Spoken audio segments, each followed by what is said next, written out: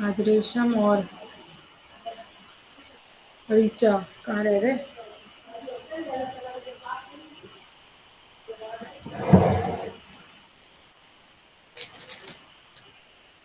चलो, तो अब जो मैंने जैसे आपको कहा था कि कुछ हम छोटी छोटी डेफिनेशन से स्टार्ट करेंगे। तो सबसे पहले इसके अंदर आपका जो है कि टाइप्स ऑफ फ्लो क्या क्या हो सकते हैं, कि किस किस तरीके के आपके फ्लो फ्लूइड के अंदर देखने को मिलेंगे। आपने देखा होगा कई बार जो फ्लूइड है वो सर्कल में भी मूवमेंट होती है, कई बार बिल्कुल स्ट्रेट टाइप चलता है, ठीक है ना, रोटेशन होती है नहीं होती है, या फिर कई बार हम टाइम को इग्नोर कर देते हैं। तो वो सब के बेसिस पे कुछ टाइप ऑफ फ्लोज हैं, जिसमें फर्स्ट फ्लो का टाइप है लेमिनार, जिसको हम स्ट्रीमलाइन का नाम भी देंगे आगे जाके,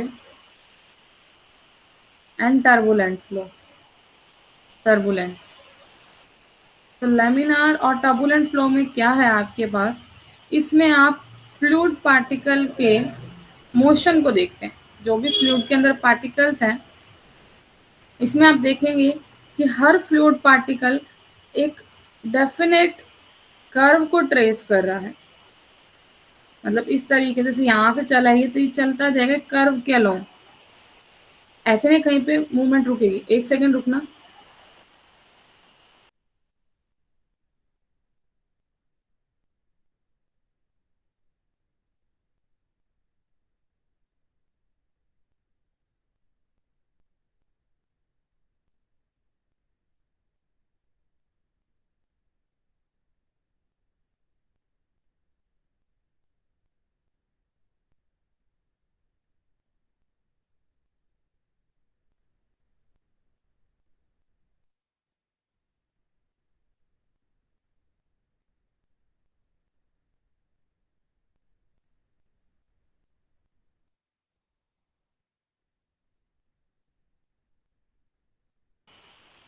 हाँ, तो लैमिनार में क्या था आपके पास कि कोई भी जो पार्टिकल होगा फ्लूइड का, वो एक डेफिनेट कर्व को ट्रेस करेगा, मतलब उसका पाथ क्लियर होगा। जो भी पाथ होगा वो आपको मतलब एक तरीके से पता चलेगा कि इस पाथ को ट्रेस कर रहा है। और साथ साथ मान लो ये वाला पार्टिकल इस पार्ट को इसने ट्रेस किया, एक और पार्टिकल लिया वो भी ट्रेस कर रहा है अपना दूसरा पार्ट, कोई भी, हमें नहीं पता किस तरीके से मूव कर रहा है। लेकिन कंडीशन ये है कि यहाँ पे जो हर पार्टिकल पाथ को ट्रेस कर रहे हैं, इसमें किसी का भी पाथ इंटरसेक्ट नहीं होना चाहिए। Any two particles paths never be intersect. अगर इंटरसेक्ट नहीं होंगे तो लैमिनार टाइप का फ्लो होगा। मतलब एक डेफिनेट, जैसे मैं ऐसे बना सकती हूँ, ये पार्टिकल्स का पाथ है सभी का, तो कभी इंटरसेक्ट नहीं होंगे, ये पैरेलल लाइंस की तरह बन रहे हैं। लेकिन अगर मैं पाथ ऐसा ले लूँ, एक पार्टिकल तो ऐसे गया, ठीक है, और एक पार्टिकल दूसरा स्टार्ट किया, वो इसी के ऊपर से निकल के गया, तो इंटरसेक्ट हो गया यहाँ पे। तो ये क्या है, ये टर्बुलेंट फ्लो है, डिस्टर्बेंस। टर्बुलेंट का मतलब ही डिस्टर्बेंस होता है, ठीक है। तो इस वाले एक पार्टिकल ने दूसरे पार्टिकल के पाथ को डिस्टर्ब किया एक तरीके से, ये हम कह सकते हैं। तो क्या डेफिनेशन है, a flow in which each fluid particle trace out a definite curve and the curve trace by any two different fluid particle do not intersect. Intersect नहीं करना चाहिए, then it is said to be laminar, उसको laminar कहेंगे। Otherwise turbulent. तो turbulent में कैसा रहेगा आपका, पार्टिकल इंटरसेक्ट कर जाएंगे, डेफिनेट कर्व को ट्रेस नहीं करेंगे। जैसे कि जिग जैग मोशन जो होती है, अगर आपने कभी देखी हो, तो जिग जैग रैंडम मोशन में चलते हैं टर्बुलेंट फ्लो में, ठीक है। इसमें यूनिफॉर्म वे से चलेगा, एक जो पाथ है इसमें जिग जैग मोशन में चलेगा। तो क्लियर है definition, laminar and turbulent. Particle के पाथ से कनेक्ट किया हमने लैमिनार और टर्बुलेंट को। सेकेंड डेफिनेशन हमारे पास है इसके अंदर, uniform and non uniform flow. देखो 2 मार्क्स में हमेशा यहाँ से एक डेफिनेशन आ ही रही है, तो अच्छे से करना। Uniform and non uniform flow, पहले भी हमने ये टर्म्स पढ़ी है वैसे तो। यूनिफॉर्म एंड नॉन यूनिफॉर्म, इसमें जिसका रोल आएगा वो आएगा पार्टिकल की वेलोसिटी का। ऊपर तो पार्टिकल के किसका आया था, पाथ का, अब है वेलोसिटी का रोल। इसमें हमने क्या कहना है कि जो हर पार्टिकल की वेलोसिटी है वो इक्वल रहनी चाहिए हर जगह पे। मतलब अगर ये एट टाइम टी पे बात करें तो भी हर पार्टिकल सेम ही वेलोसिटी से मूव कर रहा हो, सेम वेलोसिटी भी है हर पार्टिकल की। ऐसे ऐसे टी प्लस डेल्टा टी किसी टाइम पे पहुंचा, तो उस टाइम पे भी इसकी वेलोसिटी सभी पार्टिकल्स की सेम वी ही रहे, मतलब यूनिफॉर्म तरीके से मूव कर रहा है, वेलोसिटी कभी चेंज नहीं हुई है। जैसे कि आप अपने घर से जा रहे हैं यूनिवर्सिटी तक, तो आपकी यूनिफॉर्म स्पीड बनी हुई है, हम ये कहते हैं यूनिफॉर्म स्पीड। यूनिफॉर्म स्पीड का मीनिंग क्या होता है फिर? कि आप मान लीजिए 20 किलोमीटर पर आवर की स्पीड से हमेशा चलते जा रहे हैं, ना ऊपर की है ना नीचे की है, ना स्पीड ज़्यादा ना स्पीड कम, वो नॉर्मल सेम ही स्पीड रह रही है। तो यहाँ पे बात वही है पार्टिकल्स के लिए, अगर हम बात करें कि हर पार्टिकल्स के लिए आपकी जो स्पीड है वो बिल्कुल सेम है। पार्टिकल जिस तरीके से मूव करेगा, हर पॉइंट पे हर टाइम पे एक ही वेलोसिटी रह रही है पूरे फ्लूइड फ्लो की। तो हम सिंगल वेलोसिटी इसको कह सकते हैं, let considering the fluid is flowing with the velocity v। ठीक है, तो जिसमें वेलोसिटी बिल्कुल सेम रहे हर पॉइंट पे, that is non as uniform velocity, uniform flow हो जाएगा वो। ठीक है, और इसी तरीके से अगर पार्टिकल्स की डिफरेंट डिफरेंट वेलोसिटी रहती है, तो उसको हम क्या कह देंगे? नॉन यूनिफॉर्म फ्लो कह देंगे। ठीक है, इसी का उल्टा हो जाएगा। इसके बाद आपका जो नेक्स्ट आता है इसके अंदर, that is study and unsteady flow.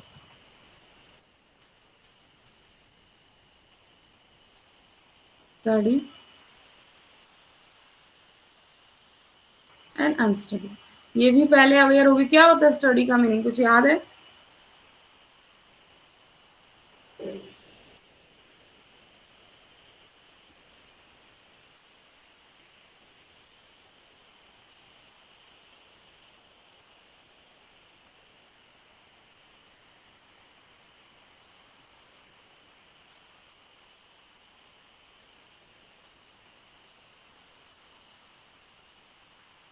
दीदी इसका मीन तो रेस्ट होता है ना, रेस्ट में बॉडी।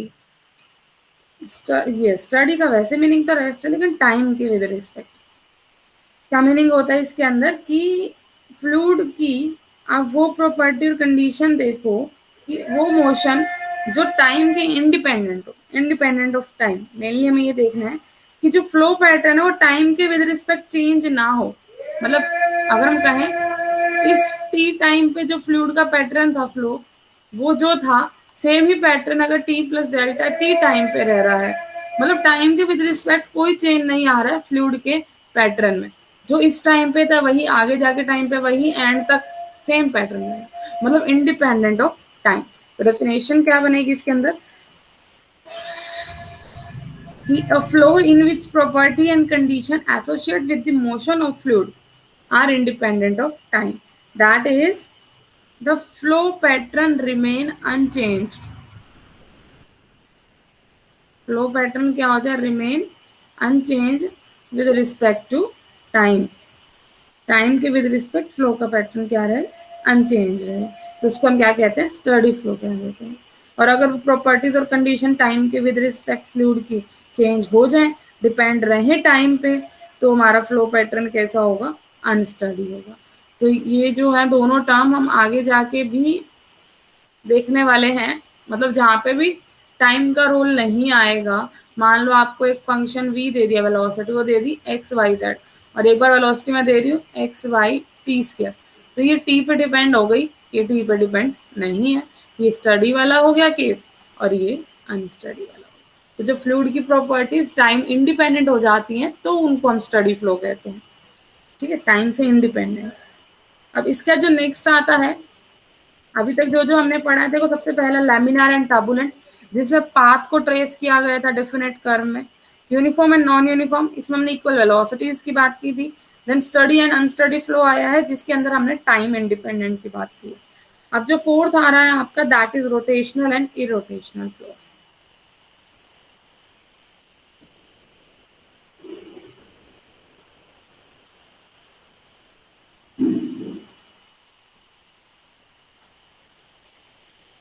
तो रोटेशनल एंड इरोटेशनल फ्लो क्या होता है आपके पास? देखो, अगर हम नेम से देखें तो रोटेशन, जिसके अंदर रोटेशन हो, इरोटेशन जिसमें रोटेशन ना हो। तो हमें वो फ्लो लेना है जिसमें फ्लूइड पार्टिकल अपनी ही एक्सिस के अबाउट भी रोटेट कर रहे हैं, मतलब आगे तो चल ही रहे हैं जो भी पाथ ट्रेस कर रहे हैं, लेकिन खुद अपनी अपनी जगह पे भी घूम घूम के ट्रेस कर रहे हो, घूमते घूमते अपनी एक्सिस के अबाउट रोटेट कर रहे हैं।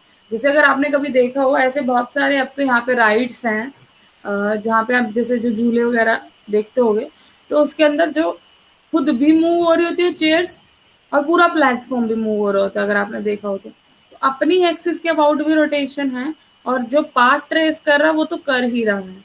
तो रोटेशनल में क्या होगा, वो फ्लूइड पार्टिकल जो खुद अपनी एक्सिस के अबाउट रोटेशन में हो वो रोटेशनल हो जाता है, और जब अपनी एक्सिस के आउट रोटेशन नहीं होती है, जो रोटेट नहीं करते हैं अपनी एक्सिस से, उसको हम बोलते हैं इरोटेशनल फ्लो। और इरोटेशनल तो हम आगे भी हमने एक बार बताया था कि जब कर्ल क्यू आपका जीरो बन जाता है तो हम उसको इरोटेशनल फ्लो कहते हैं। ये भी रोटेशन को ही शो करता है, रोटेशन जीरो तो मतलब इरोटेशनल फ्लो है। ठीक है, इसके बाद जो नेक्स्ट है आपका, इसमें हमने एक्सिस के अबाउट रोटेशन देखी। ठीक है, नेक्स्ट है आपका लास्ट हम कह सकते हैं, दैट इज बैरोट्रॉपिक फ्लो।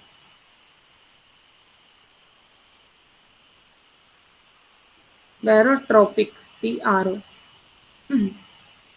इसमें क्या होता है आपका, जब भी देखो ये आपको क्वेश्चंस में प्रोवाइडेड होगा, द फ्लो इज बैरोट्रॉपिक। तो जब भी बैरोट्रॉपिक फ्लो होगा आपको करना क्या है, प्रेशर को सिर्फ फंक्शन ऑफ डेंसिटी लेके चलना है। जब भी प्रेशर फंक्शन ऑफ डेंसिटी का रह जाता है सिर्फ, वैसे तो प्रेशर आपका क्या होता है, क्या होता है प्रेशर, बताओगे किसी को फॉर्मूला याद है? Pressure is equal to force upon area. Yes, force upon area. तो वैसे तो अगर हम देखें फोर्स अपॉन एरिया, और फोर्स की जहां तक बात करें, मास इनटू एक्सेलरेशन का रोल आता है ना। तो मास एक्सेलरेशन भी अगर हम देखें, आपका वेलोसिटी बाय टाइम या डिस्प्लेसमेंट का डबल डेरिवेटिव भी कह सकते हैं। एरिया भी डिपेंड करता है क्या एरिया है। अब ये क्या कहना चाह रहे हैं इसके अंदर, कि जो भी प्रेशर है आपका, वो प्रेशर सिर्फ और सिर्फ डेंसिटी की वजह से हो, जितना उस फ्लूइड की डेंसिटी, प्रेशर जो सिर्फ और सिर्फ फंक्शन ऑफ डेंसिटी रह जाए, ऐसे फ्लो को हम क्या कहते हैं, बैरोट्रॉपिक फ्लो कहते हैं। ठीक है, तो बैरोट्रॉपिक फ्लो जब भी मेंशन आपका किसी भी स्टेटमेंट में मेंशन आए, तो इतनी सी बात बस ध्यान रखना कि आपको कुछ नहीं करना है, सिर्फ और सिर्फ प्रेशर को एफ ऑफ रो ले लेना है, फंक्शन ऑफ डेंसिटी ले लेना है बस। ठीक है, तो ये आपके बैरोट्रॉपिक फ्लो था। इसी तरीके से आइसोट्रॉपिक भी बोलते हैं। आइसोट्रॉपिक में सारी चीजें इंक्लूड हो जाती है कि with respect to some property, pressure density same रहे हर डायरेक्शन में। ठीक है, उसको हम क्या बोलते हैं, आइसोट्रॉपिक। आइसोट्रॉपिक क्या होता है कि जो भी फ्लूइड पार्टिकल की हम प्रॉपर्टीज पढ़ रहे हैं, आइसो मतलब सेम, ठीक है ना, तो ट्रॉपिक प्रॉपर्टी, तो जो भी हम प्रॉपर्टी फ्लूइड की पढ़ रहे हैं, चाहे वो प्रेशर हो, चाहे वो डेंसिटी हो, चाहे वो वेलोसिटी हो, सब की सब क्या रहे, सेम रहे in all direction at all point. मतलब पूरे फ्लूइड के लिए हम एक सिंगल वेलोसिटी ले पाए, एक सिंगल क्या कहते हैं प्रेशर ले पाए, एक सिंगल डेंसिटी ले पाए, उसको हम क्या बोलते हैं, आइसोट्रॉपिक फ्लो बोलते हैं। इसी का एक ये है कि अगर जो सेम ना हो तो उसको हम क्या बोलते हैं, इसी का अपोजिट एनिस्ट्रोपिक। एनिस्ट्रोपिक, तो ये वाले तो इतने इंपॉर्टेंट खैर नहीं है, लेकिन जो आपने ऊपर 4 डेफिनेशंस किए हैं, इनमें से एक डेफिनेशन आपकी 2 मार्क्स में डेफिनेटली आ जाती है, तो इसको जरूर पढ़ लेना, टाइप्स ऑफ फ्लो को। छोटा सा टॉपिक था, मैंने बीच में करा दिया है। ठीक है, इसके बाद एक डेफिनेशन और करेंगे, फिर मेन टॉपिक पे आएंगे। एक डेफिनेशन ये है इसके अंदर, flux flow across a surface. मतलब ये डेफिनेशन आपकी वैसे तो बेसिक में आती है, हमने उसमें मिस कर दी। फ्लक्स क्या होता है, फ्लक्स वैसे तो है क्या, रेट ऑफ फ्लो। अगर मैं सिंपल सी बात करूं कि किस रेट से फ्लो हो रहा है फ्लूइड के अंदर, flux is the rate of flow. तो किसी भी सरफेस के अराउंड हमें रेट ऑफ फ्लो देखना है। कैसे डिफाइन करते हैं हम फ्लक्स को, density into normal velocity into area of surface, इससे हम डिफाइन करते हैं कि जितनी भी उस फ्लो के अंदर क्या है वेलोसिटी, क्योंकि रेट ऑफ फ्लो देख रहे हैं तो वेलोसिटी तो डेफिनेटली चाहिए ही चाहिए। अब रेट ऑफ फ्लो है, किस रेट से हो रहा है, एरिया भी लाएंगे, एरिया तो चाहिए चाहिए, साथ में डेंसिटी। तो इन तीनों के हमने प्रोडक्ट करके क्या बनाया है, फ्लक्स बनाया, डेंसिटी, नॉर्मल वेलोसिटी, एरिया। कैसे लिख सकते हैं, मान लो स्मॉल सरफेस से पहले हमने निकाल लिया डेंसिटी इंटू नॉर्मल वेलोसिटी हो गया क्यू इंटू एन कैप। देखो वेलोसिटी सिंपल होती है क्यू, लेकिन हमने नॉर्मल लिखा है तो इसलिए डॉट प्रोडक्ट जो भी नॉर्मल वेक्टर है उसके साथ, ठीक है। नॉर्मल वेलोसिटी जब भी होगी क्यू डॉट एन की तरह आपको लिखना पड़ेगा, ठीक है। Area of surface, small area लिया तो ds ले लिया मैंने, और स्मॉल एरिया को अगर हम इंटीग्रेट कर देंगे तो पूरे का आ जाएगा ओवर द सरफेस s। तो this is the formula for flux, ठीक है। इसको अगर मैं थोड़ा सा और इंटरप्रेट करूँ, ये क्या है आपका, ये कैसे बना है देखते हैं। रेट ऑफ फ्लो कहो या फिर कहो rate of mass crossing the surface, या तो रेट ऑफ फ्लो, फ्लो मतलब क्या, कितने मास से वो बाहर जा रहा है, तो rate of mass crossing the surface.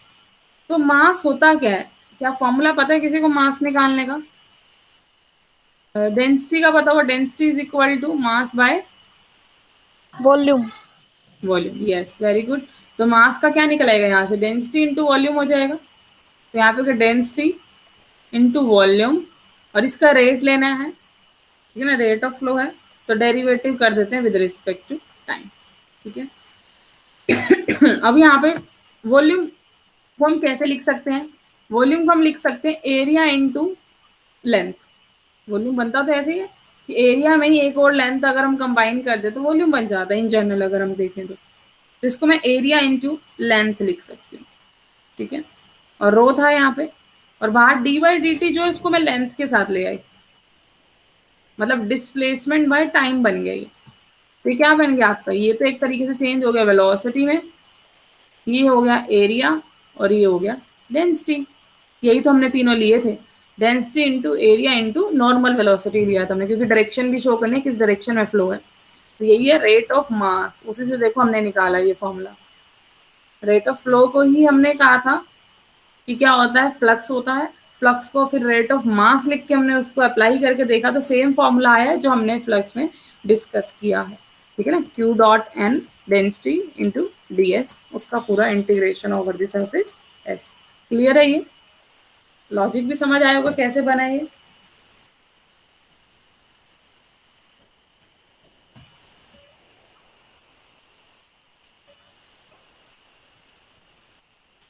Yes Ankur, clear हो रहा है?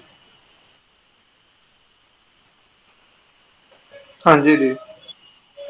चलिए, तो इसके अंदर जो नेक्स्ट है आपका वो है, मेन टॉपिक की तरफ बढ़ रहे हैं, थोड़ा आप ध्यान देना, जिसने पीछे फिर भी ध्यान नहीं दिया, यहाँ से आपका क्वेश्चन आएगा, चाहे वो थ्योरी का है चाहे वो न्यूमेरिकल का है, ठीक है। दोनों में से कोई भी आ सकता है। अगर थ्योरी नहीं आएगी तो न्यूमेरिकल आएगा, तो न्यूमेरिकल नहीं तो थ्योरी, दोनों में से एक आएगा। तो बहुत ही इंपॉर्टेंट टर्म है, क्या है, आइलर एंड लैग्रांजियन मेथड्स। अब हम क्या करने वाले हैं, कुछ फ्लूइड डायनामिक्स की जर्नल प्रॉब्लम्स के सॉल्यूशन के दो मेथड पढ़ने वाले हैं। Two method for studying the general problem of fluid dynamics, मतलब फ्लूइड में जो भी प्रॉब्लम्स हैं उनको सॉल्व करने के जो दो मेथड्स हैं, that is Euler and Lagrangian method, ये हम पढ़ने वाले हैं। आगे जाके आपको पता चलेगा कि आइलर को हम लोकल रेट ऑफ चेंज बोलते हैं और लैग्रांजियन को हम टोटल रेट ऑफ चेंज बोलते हैं। देखो मैं एक एग्जांपल से आपको समझाऊंगी जिससे आपको कभी भी कोई प्रॉब्लम नहीं आएगी, इसकी डेफिनेशन में कंफ्यूजन नहीं होगी। बहुत लोगों को इसके डेफिनेशन में उल्टा कर देते हैं। तो एक एग्जांपल कंसीडर करके चलिए, आप जो यूनिवर्सिटी के बाहर जो है एक कट, वहां पे आप खड़े हैं, ठीक है। आपको ये कहा गया है कि गेट के बाहर ही आप है, मान लीजिए आपको ये कहा गया कि आप वहाँ सेंटर में खड़े होइए, जो गोल चक्कर से वहाँ आप खड़े हो जाइए जाके, और देखिए कि ट्रैफिक फ्लो कैसा है, इसको नोट कीजिए, 1 मिनट में कितनी गाड़ी जा रही है, क्या मतलब आपको सब ऑब्जर्व करना है, ठीक है। वहीं खड़े होके, सेंटर में आप फिक्स हैं, आप वहाँ खड़े होके सब कुछ ऑब्जर्व कर रहे हैं। सेंटर में आप फिक्स हैं, जो भी फ्लो जा रहा है वहाँ से, जो भी गाड़ियाँ निकल रही हैं जहाँ पे भी जा रही है, आप उसको सिर्फ खड़े होके ऑब्जर्व कर रहे हैं, उसको वहीं से कंट्रोल कर रहे हैं, सेम प्लेस पे खड़े होके आप ट्रैफिक कंट्रोल कर रहे हैं। आइलर के केस में, अभी मैंने यहाँ आइलर का केस लिखा, इधर आइए अब, यहाँ पे मैंने आपको एक टास्क दिया कि आप अभी भी ट्रैफिक कंट्रोल तो कर रहे हैं, लेकिन अब आप सेम प्लेस पे नहीं खड़े हैं। आपने एक गाड़ी ली या जो भी एक्टिवा वगैरह ली, उसमें आप बैठे और आपने राउंड लगाना शुरू कर दिया उस एरिया में। उस एरिया में आप राउंड लगा के ऑब्जर्व कर रहे हैं हर चीजों को, आप खुद भी मूव कर रहे हैं। अब की बार आप सेंटर पे नहीं खड़े, आप ट्रैफिक के साथ खुद भी मूव कर रहे हैं और फिर देख रहे हैं 1 मिनट में क्या हो रहा है, यहाँ पे कैसा ट्रैफिक चल रहा है। ट्रैफिक कंट्रोल आप साथ साथ मूव करके कर रहे हैं। ठीक है, अगर मैं बात करूँ कैसे मूवमेंट के कैसे बात याद रखोगे, यहाँ फिक्स हो, यहाँ आप खुद मूव कर रहे हो, तो एल एल को उठाओ। एल मतलब लेग्स, और लेग किस लिए होती है? चलने के लिए। ठीक है, तो आप इसमें अपना चल चल के काम कर रहे हो। और इसमें क्या है, आप सिंपल जो रह गया केस फिक्स, इसमें आपको मूव नहीं करना है, आप एक ही जगह पे खड़े हो फिर मोशन को देख रहे हो।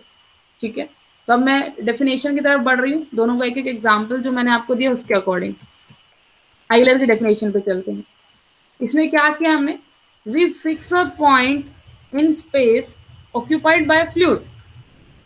फ्लूइड में जितने भी पार्टिकल्स हैं, जो भी हो रहा है, हमने एक पॉइंट फिक्स कर लिया। And observation is made of whatever changes of velocity, density, pressure take place at that point। आपने उसी पॉइंट पर खड़े खड़े सब नोटिस किया कि वेलोसिटी, डेंसिटी, प्रेशर में क्या चेंज हो रहा है। That means point is fixed and fluid particle are allowed to pass through it. जैसे गाड़ियों को पास करने के लिए अलाउ किया जा रहा था, ऐसे फ्लूइड पार्टिकल तो पास हो जा रहे हैं वहां से, वो पास हो रहे हैं, उनको अलाउ कर रहे हैं पास करने के लिए। आप जस्ट उनका प्रेशर, वेलोसिटी, डेंसिटी ये सब ऑब्जर्व करो, लेकिन एक फिक्स्ड पॉइंट पे खड़े होकर। तो हमने एक पॉइंट को फिक्स किया है स्पेस में, और ऑब्जर्वेशन वहां से स्टार्ट किए हैं करनी। Either what is changes in velocity, density, pressure, ये सब हम ऑब्जर्व कर रहे हैं। ठीक है, तो मान लीजिए ये हमने जो फिक्स पॉइंट है इसको ले लिया। If P X Y Z be the point under reference. ठीक है, अब एक बात बताइए, जब आप उसी जगह पे खड़े हो, ठीक है ना, वहीं खड़े रह जाओगे, इसमें क्या होगा, टाइम के विद रिस्पेक्ट तो कोई रोल नहीं आएगा ना। जिसमें आप चल रहे हो, ठीक है, उसमें टी टाइम पे यहाँ पे हो, यहाँ पे T plus delta T time पे हो जाओगे, मूवमेंट चेंज हो गई। लेकिन इसमें तो कुछ टाइम का रोल आएगा ही नहीं। ठीक है ना, यहाँ तो आप बस खड़े हो, वहीं खड़े हो, चाहे time T plus delta T हो जाए तब भी आप उसी एक्स पॉइंट पे खड़े हो, पी पॉइंट पे ही। चाहे टाइम टी हो तब भी आप पी पॉइंट पे, चाहे time T plus 2t, 3t, 4t जितना भी होता जाए, सभी में आप उसी सेम पॉइंट पे ही खड़े हो। तो आइलर मेथड के अंदर जो आपकी इक्वेशन बनेगी, इक्वेशन जिसमें रेट ऑफ चेंज होगा, अगर हम ध्यान दें, रेट ऑफ चेंज कैसे लिखेंगे इसमें हम, रेट ऑफ चेंज से this is function F. F हमने फंक्शन ले लिया, फंक्शन जिसकी हम प्रॉपर्टी स्टडी कर रहे हैं। ठीक है, F is a scalar point function जो जिसकी हम सम प्रॉपर्टी स्टडी कर रहे हैं, कोई भी प्रॉपर्टी, आइदर वो डेंसिटी हो, चाहे वो वेलोसिटी हो, चाहे कुछ भी। तो एफ जो हमने फंक्शन लिया है, एनी फंक्शन है जिसकी हम प्रॉपर्टी स्टडी कर रहे हैं, F X Y Z T, या हम ऐसे भी लिख सकते हैं एफ आर टी, क्योंकि आर अपने आप में एक्स वाई जेड को ही रिप्रेजेंट करता है। ठीक है, पोजीशन रखता है। तो curl F by curl T जब आप निकालोगे, जिसकी आप प्रॉपर्टी स्टडी कर रहे हो, तो उसमें टाइम के विद रिस्पेक्ट क्या चेंज हो रहा है। अगर आप ध्यान दो, curl F by curl T आप निकालते कैसे थे, फंक्शन में चेंज देखोगे, यहाँ पे तो जो पॉइंट है आर टी वो, अब बताओ ये पॉइंट चेंज होके जा कहाँ रहा है, पॉइंट तो वहीं पे खड़ा है, आर तो आर ही है, चाहे टाइम क्या हो जाए, टी प्लस डेल्टा टी हो जाए, है ना, आर तो आर ही फिक्स है, चाहे टाइम क्या हो जाए, टी प्लस डेल्टा टी हो जाए। तो ये तो क्या हो गया, चेंज देख लिया आपने, इतना चेंज हो रहा है उस पॉइंट में। पहले एफ जो प्रॉपर्टी थी, अब वो एफ ही है, लेकिन time T plus delta T पे। और रेट ऑफ चेंज देख रहे हो तो बाय में डेल्टा टी लेना पड़ेगा, limit delta T tend to 0। तो ये आपके पास क्या आ गया है, ये इक्वेशन आ गया। किस केस में आई है, आइलर इक्वेशन के मोशन के केस में। तो आपको क्या लग रहा है इसमें, आपका आपने टोटल चेंज देखा है या फिर local time rate of change देखा, आपको क्या लग रहा है कौन से वाला है, ये लोकल होगा या फिर टोटल रेट ऑफ चेंज होगा। टोटल तो आपने किस में देखा, किस में आप खुद मूव कर रहे थे, लैग्रांजियन में, तो यहाँ क्या होगा, लोकल। यस, आप एक ही पॉइंट पे खड़े हो, सिर्फ उसी लोकली उसी एरिया को आप ऑब्जर्व कर रहे हो, आप कहीं नहीं गए हो। तो ये क्या, local time rate of change. ठीक है, तो इसको हम local time rate of change बोलते हैं। अब सेकंड वाले पे आ जाओ, माइंड में लाओ क्या एग्जाम्पल था लैग्रांजियन का, खुद मूव कर रहे हो साथ साथ, फिर ऑब्जर्व कर रहे हो, मतलब एक आप अपने आप को एक पार्टिकल मान लो, आप उसी अकॉर्डिंग साथ में चल रहे हो और फिर साथ में सारी प्रॉपर्टीज देख रहे हो। तो लैग्रांजियन पे चलते हैं। इसके अंदर क्या है आपके पास, in this case observation are made at each point and each instant. क्या कर रहे हो, हर पॉइंट पे आप ऑब्जर्वेशन देख रहे हो और हर टाइम पे देख रहे हो, एट ईच इंस्टेंट।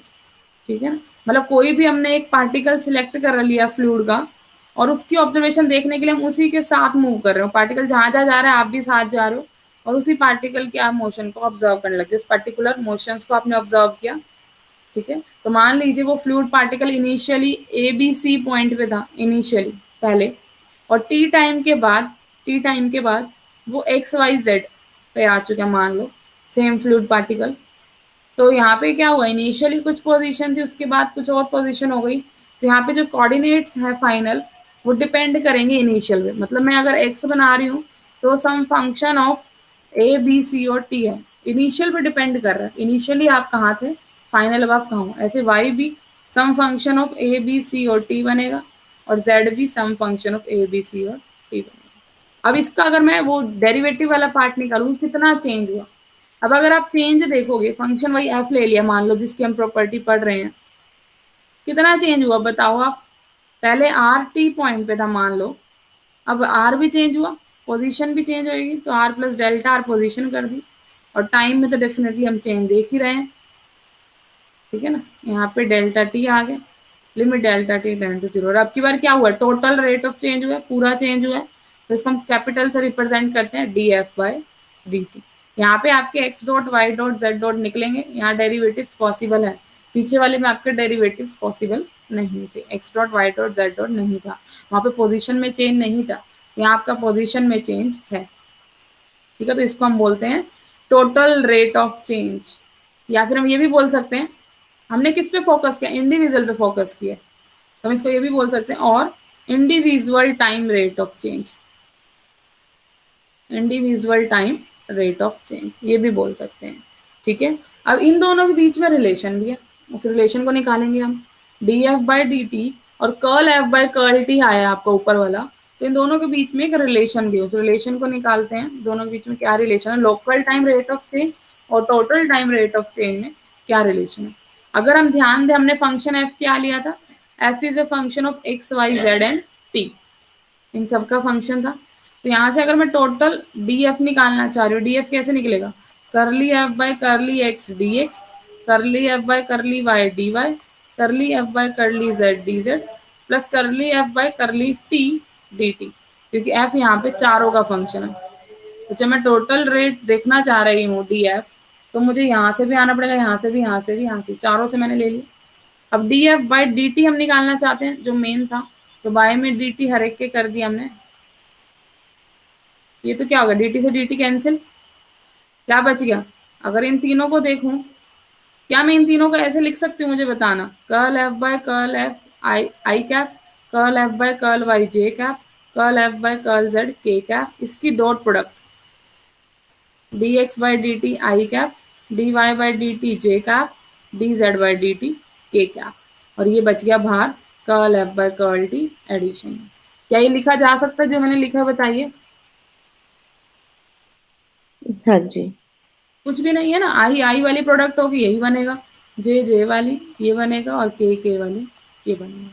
ठीक है, तो ये आपके पास क्या है, अगर आप ध्यान से देखो, ग्रेडियंट ऑफ एफ नहीं लग रहा आपको, ये फंक्शन का ग्रेडियंट ही तो निकाले, उस एफ को पहले एक्स के with respect I cap, plus फिर वाई के जे कैप, जेड के कैप, और ये वाला क्या है आपके पास, ध्यान से देखो तो वेलोसिटी हमारी यही निकली थी जब हमने उस आर्टिकल में निकाली थी, U I V J W K, U यही था आपका D X by D T, V यही था D Y by D T.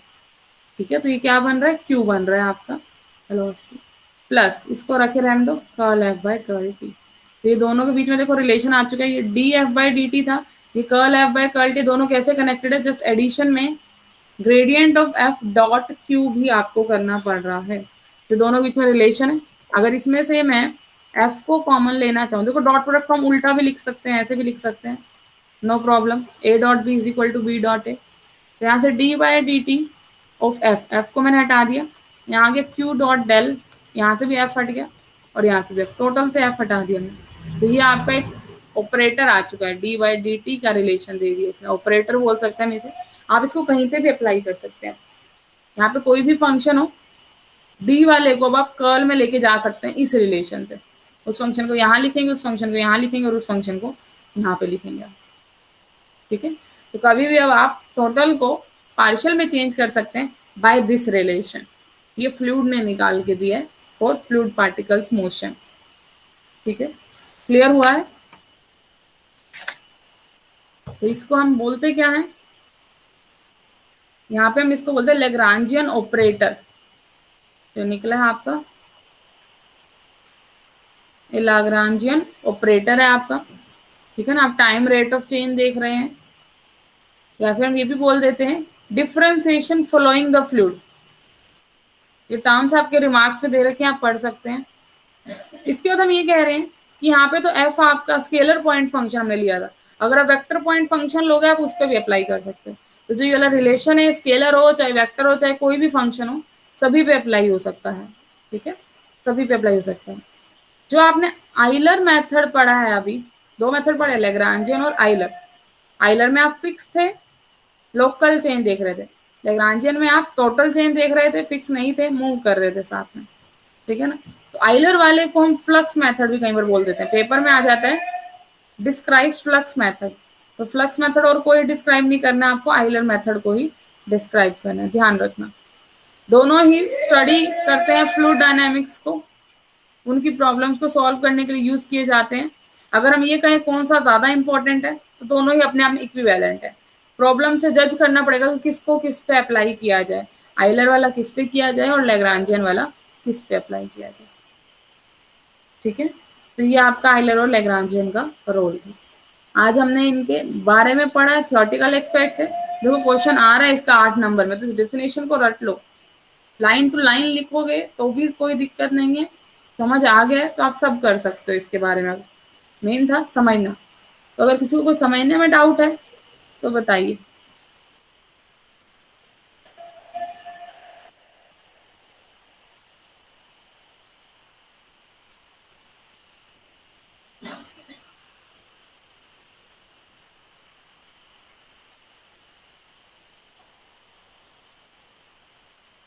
Tannu clear हुआ है?